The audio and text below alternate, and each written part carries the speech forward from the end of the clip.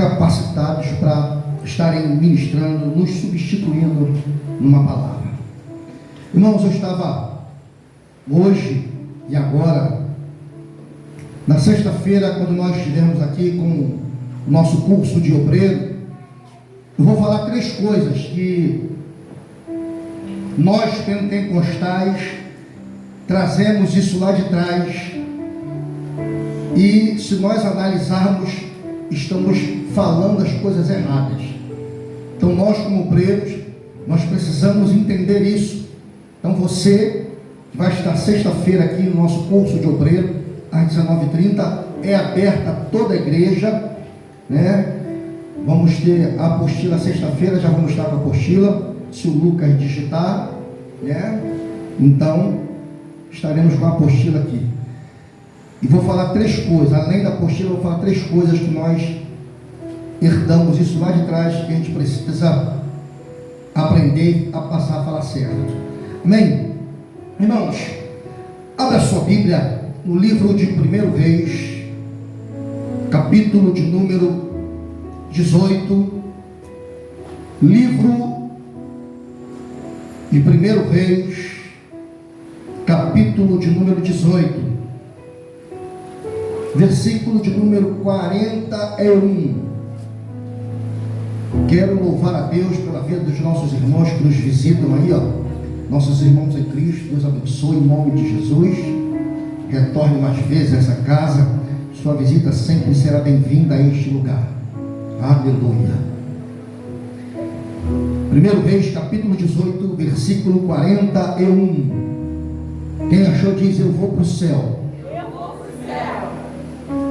Quem não achou diz: nem que seguro no seu pé, mas eu vou. Vamos lá. Então disse Elias a Acabe: sobe, come e bebe, porque ruído há de uma abundante chuva. Acabe subiu a comer e a beber. Mas Elias subiu ao cume do Carmelo e se inclinou por terra, meteu seu rosto entre os seus joelhos e disse ao seu moço: sobe agora e olha para a banda do mar. E subiu e olhou e disse: não há nada. Então disse ele: torna lá 7 vezes. Sucedeu que a 7ª vez disse: eis aqui uma pequena nuvem com a mão de um homem subindo do mar. Então disse ele: sobe e dize a Acabe: aparelhe teu carro e desce, para que a chuva não te apanhe. E sucedeu que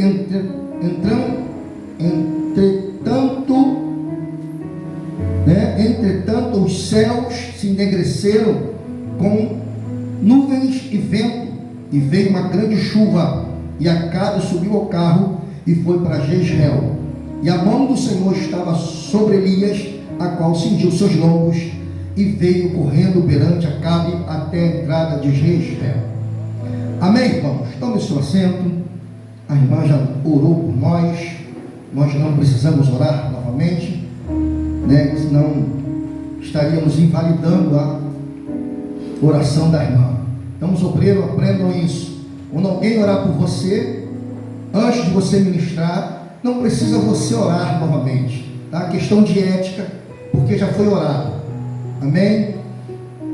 Irmão, fala assim para o seu irmão: o tempo de seca está acabando. Não está feio. Linguinha no céu da boca, com mais ênfase. Diz assim: o tempo de seca está acabando. Vai jorrar água no deserto. Aleluia, aleluia, aleluia. Meus irmãos, uma passagem muito conhecida de toda a igreja. Nós já ouvimos N ministrações a respeito dessa passagem, principalmente do protagonista da passagem que nós lemos, que se chama Elias. Quando nós vamos ver a vida do profeta Elias, você vai ver que ele entra no cenário no capítulo de número 17, De uma hora para outra, ele entra no cenário. E a Bíblia diz que ele era tisbita. E ele vaticinou para o povo daquela época que o povo estava desviado. O povo estava outrora adorando ao Senhor e outrora adorando a Baal.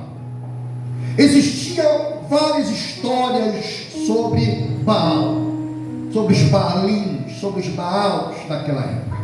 Várias histórias. E o povo estava desviado, porque Acabe casou com uma mulher chamada Jezabel, feiticeira. Segundo nos conta o historiador, foi uma união política entre eles naquela época. E Acabe era um dos reis de Israel. Quando ele se casou com aquela mulher chamada Jezabel, a mulher manipuladora, uma mulher perspicaz, uma mulher em que tirou os costumes de Israel, do povo, porque Acabe, tudo que a mulher falava, ele acatava. Construiu lá uns altares para Baal, e tudo isso causava a ira de Deus. Irmãos, uma coisa que Deus tem é ciúme. Deus não divide a sua glória com ninguém. A glória dele é só para ele, somente para ele. Quando nós queremos adorar um outro ídolo, uma outra pessoa no lugar de Deus, por exemplo, hoje em dia as pessoas só vêm para a igreja, às vezes alguns e algumas igrejas, quando tem um cantor famoso, quando tem um pregador famoso, e aqueles que sentam até lá atrás passam a sentar aqui à frente. Nada contra quem está aí atrás, pelo amor de Deus, tá? Então as pessoas hoje estão endeusando os semideuses na terra, ovacionando pessoas que são usadas por Deus. Sim, são, mas a glória é dele, o poder é dele, quem faz acontecer é ele. Nós podemos dizer aqui, na época que a Gisele Nascimento esteve na igreja, irmãos, a igreja ficou lotada, não tinha espaço na igreja, porque vieram ver a Gisele Nascimento louvar o Senhor. Hoje não tem um pregador famoso, não tem uma cantora famosa, não tem ninguém famoso, mas o famoso dos famosos está aqui e se chama Jesus de Nazaré. Ele está aqui porque você está aqui, a presença dele que você carrega contigo.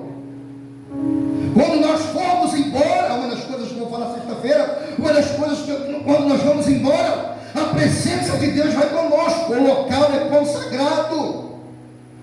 Estou quase falando, tá? Eu não vou falar não, vou falar para o senhor sexta-feira. Então, o povo estava desviado. Aí Elias se levanta, conhecido como um profeta de fogo na época, porque Baal ele era conhecido como Deus que tinha a chave para abrir os céus, o Deus da fertilidade, o Deus que fazia chover e fazia crescer, porque já crescer a agricultura, porque o povo de Israel naquela época, eles viviam da agricultura, eles tinham que plantar para colher, eles precisavam plantar, e o tempo certo eles colheriam o que eles plantaram. Então Baal ele era conhecido como Deus que abria os céus e fazia chover. Então o povo estava dividido, outrora adorava o Senhor, outrora adorava Baal. Aí surge Elias o profeta, cabra macho, crente até debaixo d'água, pega fogo. E muitos hoje em dia, quando vem uma luta, quando vem uma tribulação, logo quer se esquivar, logo quer sair de cena. Mas o Senhor nos chamou e nos deu um espírito de fortaleza, um espírito de poder, um espírito de ousadia. Marcha a palavra para você nessa noite. O tempo da seca vai acabar. É só você marchar, que demônio vai cair para um lado, demônio vai cair para o outro, e o nome do Senhor vai ser glorificado na tua vida, e as pessoas olharão e dirão: o porquê que aconteceu isso na vida dele, o porquê que aconteceu isso na vida dela. É o general que está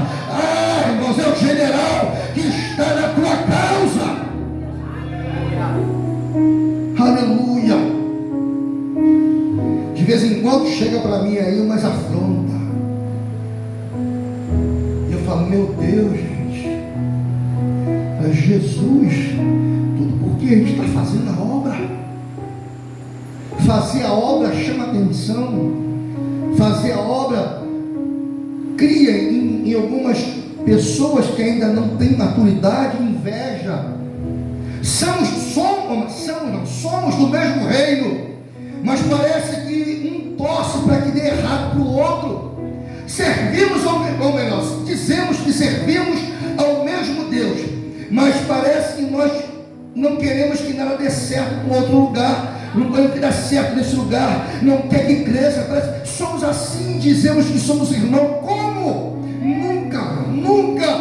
O Senhor não vem buscar uma igreja dividida. O reino dividido, ele não subsiste, ele não prospera. O reino, ele não cresce. Dividido não. Mas quando há união, que acontecia na igreja primitiva lá, tudo entre eles era comum. Casaram, ou melhor, eles estavam todos os dias no partido pão, louvando, adorando, e assim o Senhor acrescentava o número daqueles que haviam de serem salvos. Não precisavam fazer força nenhuma, era só viver em comunhão, era só dizer, pegar para você, pegar para mim, vamos orar, vamos fazer a obra. Não precisa inventar nada, tudo já está aqui, é só seguirmos a palavra, a bússola. Aí Elias sai e diz, olha, segundo a minha palavra, não vai chover, não vai ter orvalho. Irmãos, precisa estar na direção. Profeta, hoje em dia tem muita profetada. Muitos profetizam na emoção, no calor, dizendo que Deus falou e Deus não falou nada. Aí quando nós vamos para Ezequiel, o Senhor fala para Ezequiel, olha Ezequiel, há daqueles que dizem que eu falei ou não falei. Há daqueles que dizem que eu falei ou não falei. Cuidado, irmãos, com isso. O profeta tem que ter certeza que está sendo usado pelo Senhor, porque ele está vacinando sobre a vida de alguém. Aleluia.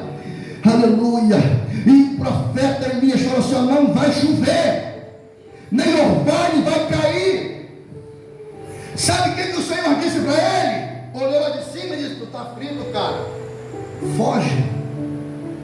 foge. Elias foi para o ribeiro de Querite. Ficou um dia, 2 dias, 3 dias, vários dias ali, bebendo da água. E o Senhor mandava o corvo alimentar ele de manhã. De manhã, com pão e carne. À tarde, com pão e carne. Elias estava na dependência do Senhor. Quando o Senhor te dá uma ordem, Ele garante a sua chegada e a sua saída. Ele garante. O Senhor falou para ele, agora você profetizou, eu vou honrar o que você profetizou. Agora sai daí e vai para o ribeiro de Querite. Elias estava lá, mas o Senhor não deixou Elias sozinho. A Bíblia diz que o Senhor, Ele está conosco todos os dias até a consumação dos séculos. E é uma palavra verídica.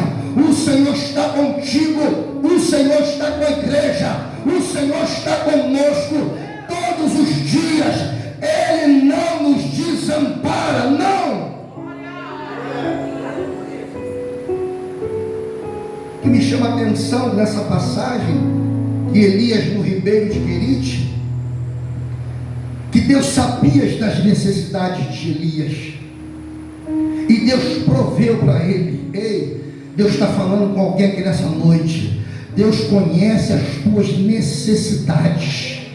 O Senhor vai prover na sua vida. Ele jamais vai deixar um filho seu jogado lá. Não, você é fiel a Deus. Se prepare, que vão começar a bater na porta da tua casa, e você será alvo de bênção. As bênçãos, diz a palavra, que elas vão nos seguir. Não somos nós que vamos seguir a bênção, não. Se a bênção quiser ser abençoada, elas vão nos seguir. Então você que está na presença, não precisa você inventar. Fica na presença do Senhor, que o Senhor vai trazer tudo nas tuas mãos. O Senhor vai trazer a existência, o que não existe. O Senhor vai fazer acontecer na tua vida, e as pessoas olharão e verão como aconteceu. E você vai dizer: porque eu sou fiel, o tempo de seca chegou. O Senhor agora chegou o tempo de cantar para Ele.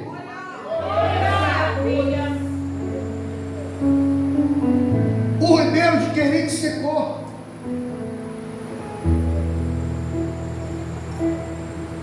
Todos estavam atrás de Elias. Acabe estava atrás de Elias. Acabe era um rei desviado. Estava à procura de Elias.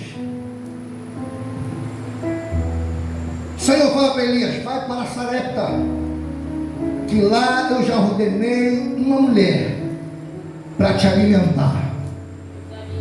Quando ele chega lá, irmãos, quando ele chega em Sarepta, a mulher, diz a palavra, ela está na porta da cidade. Ela está na entrada da cidade. E quando Elias chega lá, Elias fala para ela assim: olha, me traz uma água. E ela: sim, Senhor, vou buscar água. E virou para buscar água. E de repente ele: ei, faz para mim um bolo. Ela: meu Senhor, eu estou pegando graveto aqui para fazer um bolo, fazer uma comida para mim e meu filho. E depois que nós comermos, nós morreremos, porque nós não temos mais nada. O profeta que foi para lá para ser sustentado por uma mulher que não tinha mais nada, tinha a última refeição. Presta atenção que do nada Deus faz tudo. Do pouco Deus dá muito. Quem é fiel no pouco, Deus vai colocar em lugares de destaque, vai ser fiel no muito. Aquele homem, Elias, chegou para ela: faz um bolo para mim.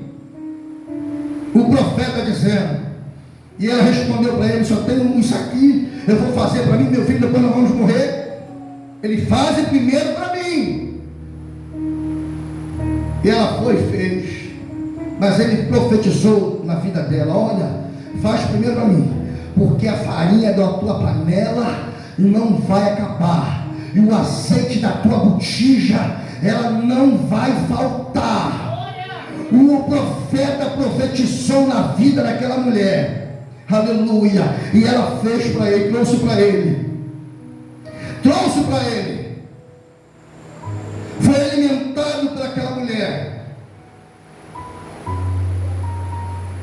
Depois desse inteirinho, Elias sai, encontra com um dos profetas que foi a mando de Acabe procurar Elias. E ele falou assim: olha, rapaz, Acabe está te procurando por toda a terra. A ele, fala para ele que eu estou voltando, para a gente se reunir no Monte Carmelo, monte consagrado. O monte era consagrado a fazer sacrifícios a Baal. E lá que Elias desafiou. Quando Elias chega perto, Acabe vem falar com ele e diz para ele assim: tu és perturbador de Israel. E ele: eu não, mas você, os teus pais têm perturbado. E Elias disse para ele assim: olha, vamos fazer um desafio. O Deus que responder com fogo, esse é o Deus que nós vamos adorar. Vamos para o Monte Carmelo. Irmão, lugar de crente é na oração, é no monte, é dentro do seu quarto, é orando. Não precisa você fazer força com seus braços carnais, não. Foi o versículo que o nosso irmão Dário leu aqui. Êxodo 14, 14, o Senhor estava falando para Israel, depois que saiu do Egito: o Senhor pelejará por vós e vos calareis. Quem peleja por nós é o Senhor. Josafá estava numa peleja muito grande. Segundo Crônicas capítulo 20, vinha contra ele os moabitas, os amonitas da montanha de Seir, e chegou até Josafá e disse: olha, vem uma grande multidão contra você. E ele falou, ele naquele exato momento, quando recebeu aquela palavra, ele temeu. Mas mesmo na hora que ele temeu, ele pôs a igreja para orar. Ele pôs o Israel para orar. Ele pôs o povo para orar. O povo orou, o povo jejuou. Irmãos, quer tocar o coração de Deus? Entra na brecha da oração. Entra na brecha, meu irmão, da oração, aleluia, do jejum, da leitura da palavra. Entra na brecha. E o Senhor começou a ouvir e começou a se agradar com as orações, com o jejum daquele povo. Deus levantou um profeta no meio da congregação e falou para Josafá: olha, Josafá, a peleja não é tua, mas a peleja ela é de Deus. Então quem peleja por nós é o Senhor. Aí você vai me dizer: mas pastor, isso foi lá no Antigo Testamento. Mas no Novo Testamento você vai ver Paulo dizendo para a igreja de Éfeso: a nossa luta não é contra carne e sangue, a nossa luta é contra os principados, potestados, aqueles que estão nas regiões celestiais.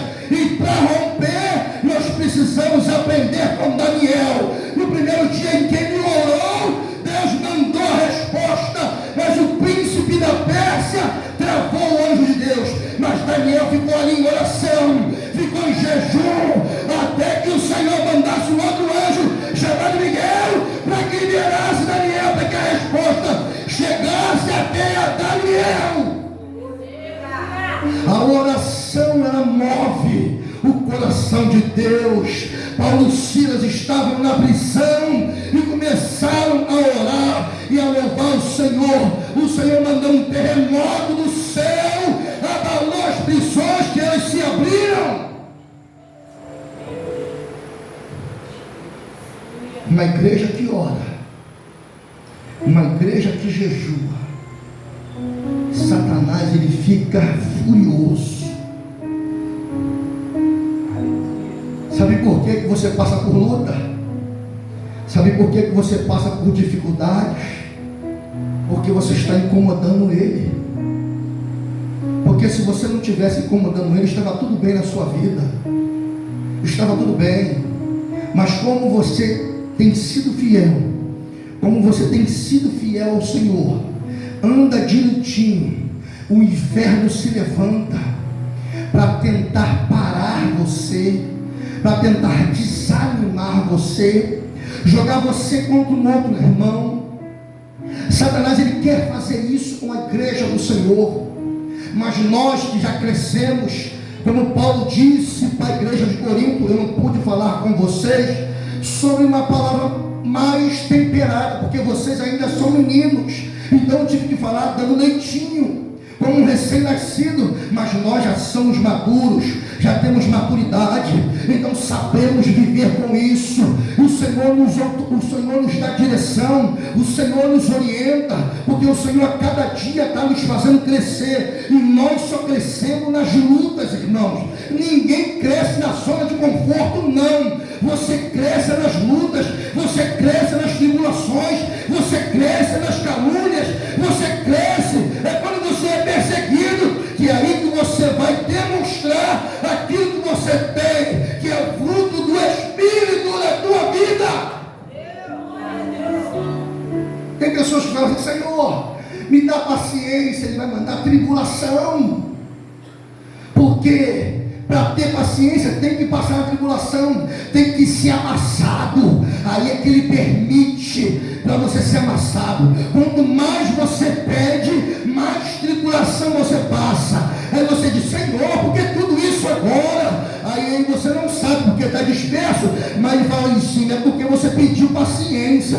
Então, se você pediu paciência, eu vou fazer um se virar contra você, eu vou fazer outro falar mal de você, eu vou fazer outro desdenhar de você, eu vou fazer outro inventar alguma coisa sobre você. Para quê? Para fazer você crescer, porque eu tenho uma grande obra na tua vida. Você não vai ficar só aí. Para você crescer para a obra que eu tenho, você precisa estar preparado.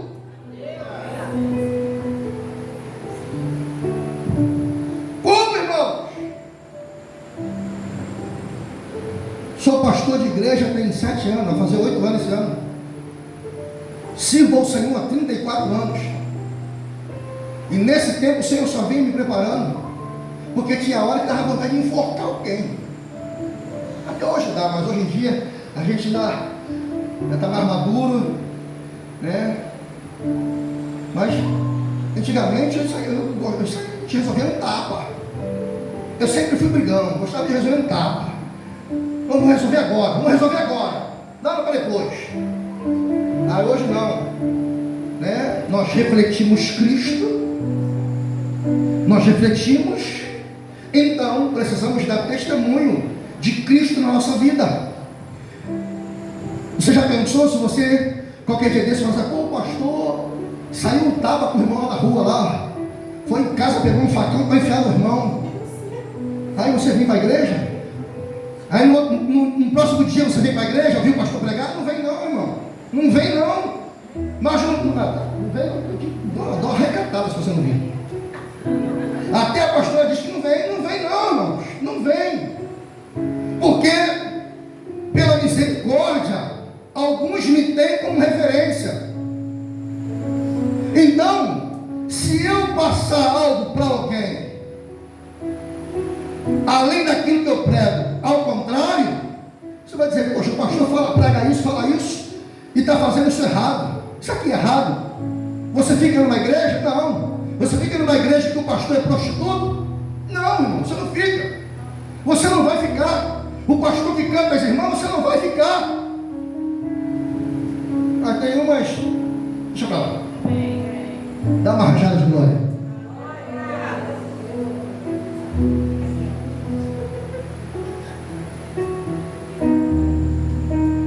Elias foi para o monte. O monte era consagrado. Chegou lá, Elias falou assim, ó irmãos, você vai esperar eu pregar tudo, hein? São 8h52, ainda falta meia hora de pregação. Você chegou atrasado, vai descontar aí.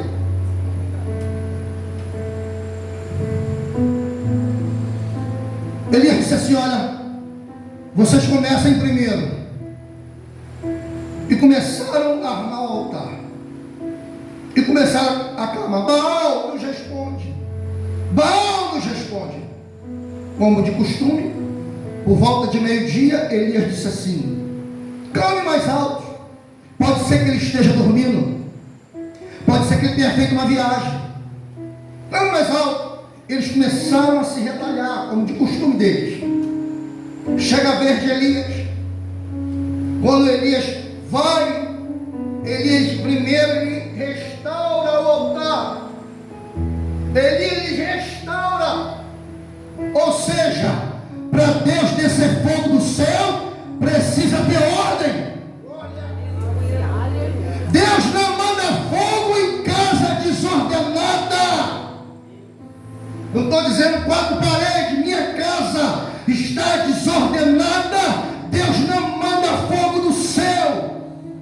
O altar precisa estar em ordem. Elias começa a restaurar o altar. E engraçado que a palavra restaurar não é essa no original. A palavra restaurar não existe no original.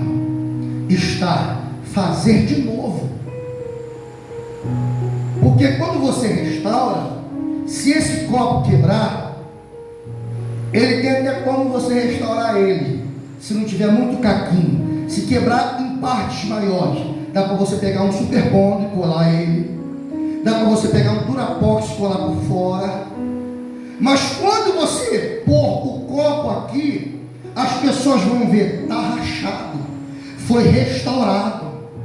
Eu estou vendo defeito nele. E quando uma pessoa, o Senhor, ela erra, como um vaso que se quebrou na mão do oleiro, o Senhor tornou a fazer de novo. Assim Deus faz conosco, para o diabo não nos acusar. Está rachado, caiu, mas ficou a marca. Ninguém pode nos acusar. Se Jesus, o nosso Senhor, nos perdoou, o homem, de repente, ele não perdoa. Mas se ele perdoou, o que importa é que ele perdoou. As marcas não tem mais. O Senhor te fez de novo. Ele não te restaurou, ele te fez de novo. Elias foi lá e fez o altar novamente. E ainda foi mais ousado. Vocês podem jogar 3 vezes 4 baldes d'água. 12 tribos de Israel, referente às 12 tribos de Israel. 3 vezes podem jogar 4 baldes. Foram lá, 3, primeira vez 4 baldes, segunda vez 4 baldes, terceira vez 4 baldes. Molhou tudo. Ao redor do sacrifício havia uma valeta. A água caiu ali. E Elias se ajoelha e fala: Senhor, eu sei que sempre tu me ouves, mas para que esse povo creia que só o Senhor é Deus, manda fogo do céu e queima esse holocausto. Deus ouviu a voz de Elias e mandou fogo do céu, queimou o holocausto até a água que estava na valeta pegou fogo. E o povo começou a olhar, porque quando Elias foi restaurar o altar, passou por ele e disse assim: até quando vocês vão cochear entre 2 pensamentos? A palavra cochear no original, ela significa até quando vocês vão manquejar, até quando vocês vão ficar manco, até quando se apruma. Ele restaura, ele constrói o altar, fogo do céu, e o povo começa a olhar aquilo e começa a dizer: só o Senhor é Deus, só o Senhor é Deus, só o Senhor é Deus, e é só Ele mesmo, é só Ele mesmo que pode fazer acontecer.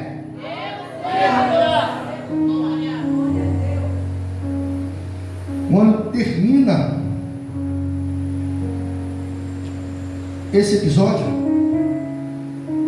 Elias fala para cá assim: sobe no carro, aparelha teu carro, vai embora, porque o Senhor está mandando uma abundante chuva.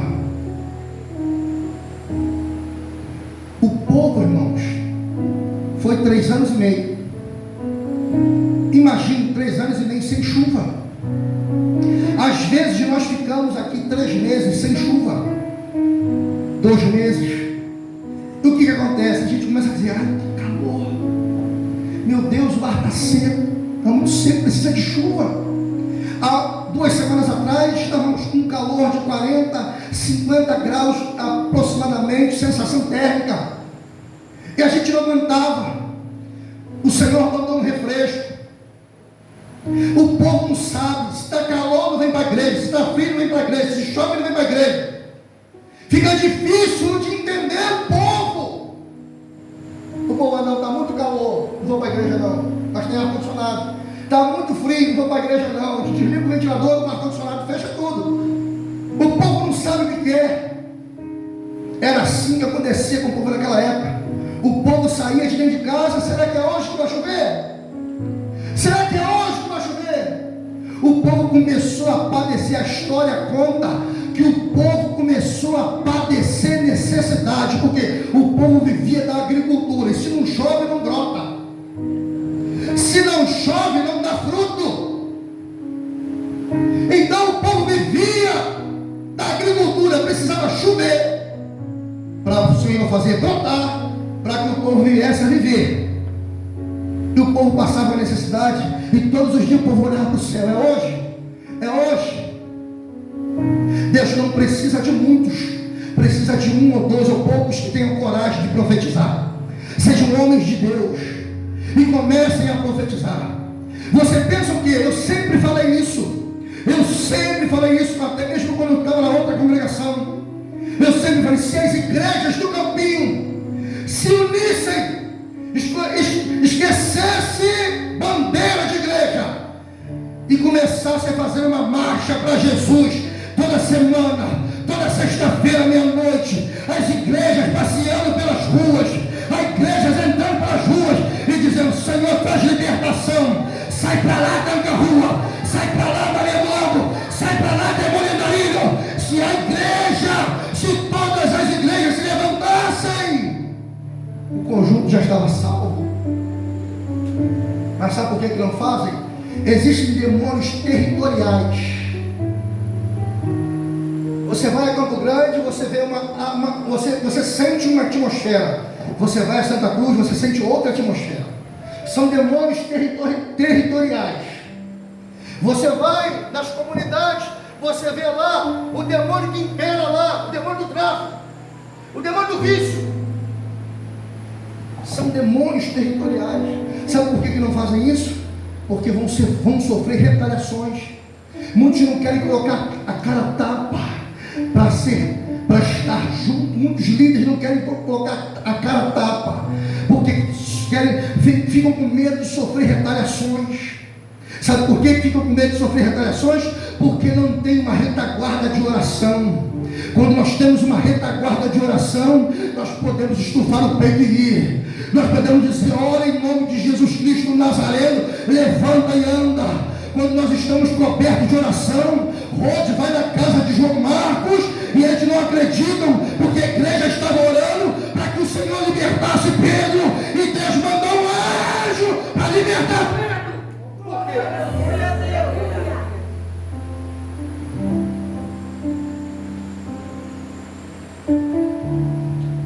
Por quê? Deus mandou, porque a igreja estava orando.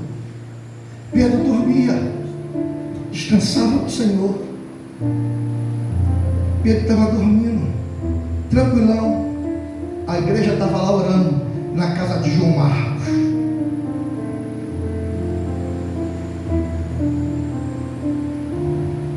Elias fala para o seu servo assim: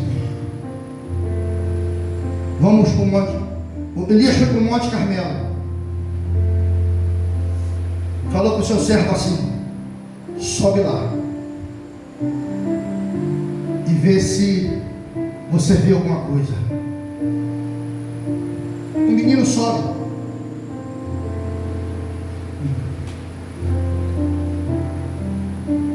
Desce e fala: ó. Elias colocou a cabeça entre os joelhos. Ele fala assim: meu senhor, eu não vejo nada. Mas Elias, o profeta, quando tem intimidade com o Senhor fala com ele, tudo que ele profetiza, o Senhor traz à existência aquilo que não existe. E ele falou assim: você foi uma vez, né? Agora sobe lá 7 vezes. Irmãos, eu ia falar para ele assim: cara, eu já fui lá uma vez, mas você está mandando ele agora 7 vezes. Você já pensou você subir ao morrinho, ou melhor, a Vila Vitória lá, uma vez, aí depois desce. Aí eu chego na estrada do Campinho e falo assim: agora você volta lá 7 vezes. Aí você sobe, vai lá na casa da missionária Lúcia. A missionária Lúcia só prova onde ela mora. Você chega lá, aí você desce. Uma vez, você sobe 7 vezes. Você vai dizer assim: o pastor está maluco. O pastor está sem visão. Primeira coisa que você vai falar. Mas irmãos, hoje é século 21. A palavra de alguns não tem peso, porque vive na pilantragem. Mas lá no passado, a palavra de um profeta valia muito. Havia uns profetas lá que eram meio esquisitos, como Balaão, mas era coisa pequena, era poucas pessoas, mas havia muitos profetas sérios, e Deus era com eles. Ele falou: volta lá 7 vezes. Na 7ª vez, o menino viu uma nuvem pequena, do tamanho da palma da mão de um homem. E ele desceu para falar com Elias: meu senhor, eu vejo lá em cima uma pequena nuvem, uma pequena nuvem do tamanho da mão de um homem.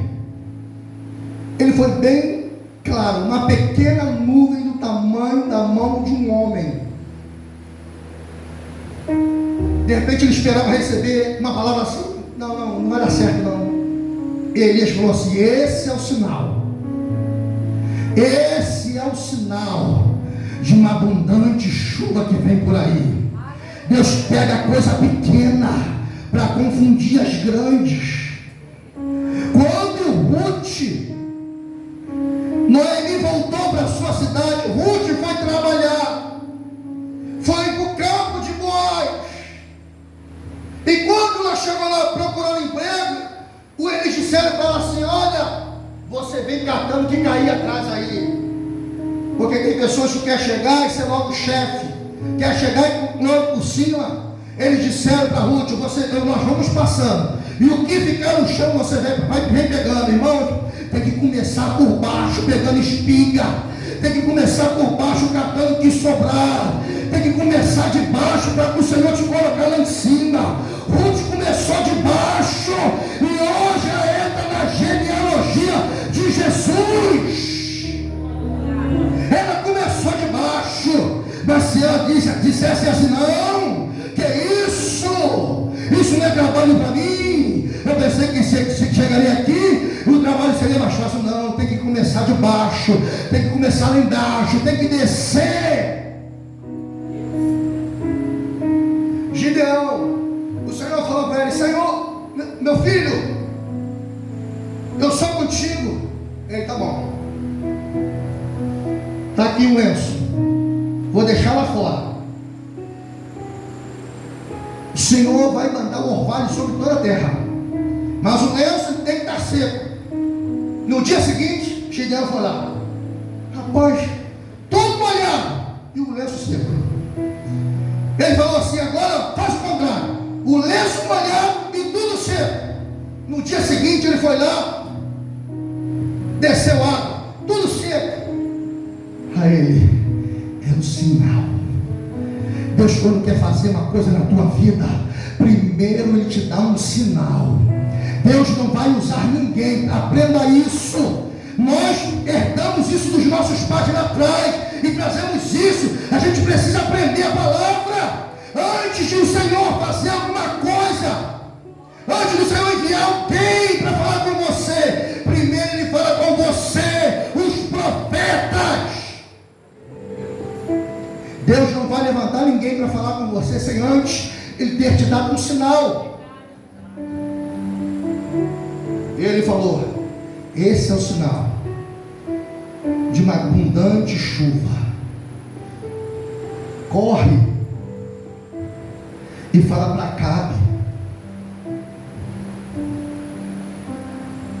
daqui a pouco os céus se enegreceram. Deus mandou uma abundante chuva sobre aquele lugar. Todos puderam contemplar o Deus de Elias. Todos puderam ver o Deus de Elias. Quem é o Deus de Elias?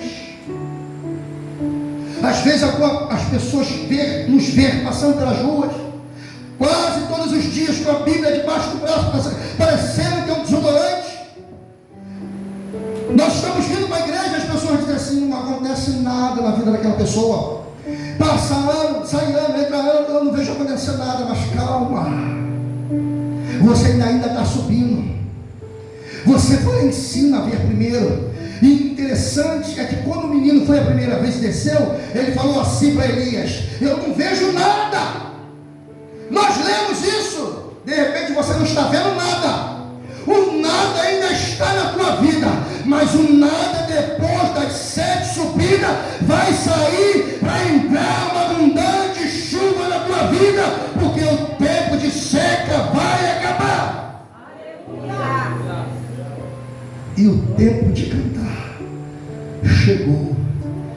Fala para o teu irmão, o tempo de cantar chegou. O tempo de cantar chegou. Como, pastor? Profetiza. Vacina.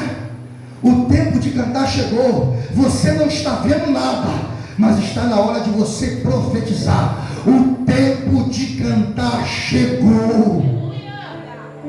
Vamos nos colocar de pé.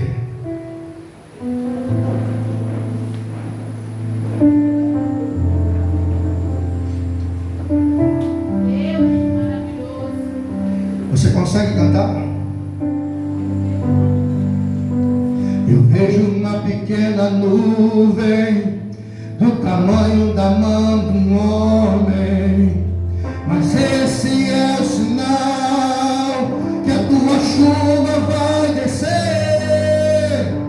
Eu vejo uma pequena nuvem do tamanho da mão de um homem, mas esse é o sinal que a tua chuva vai descer. Vai chover, vai chover. Abre as comportas do céu e vai chover, vai chover. Abre as comportas do céu. Lá em cima. Eu vejo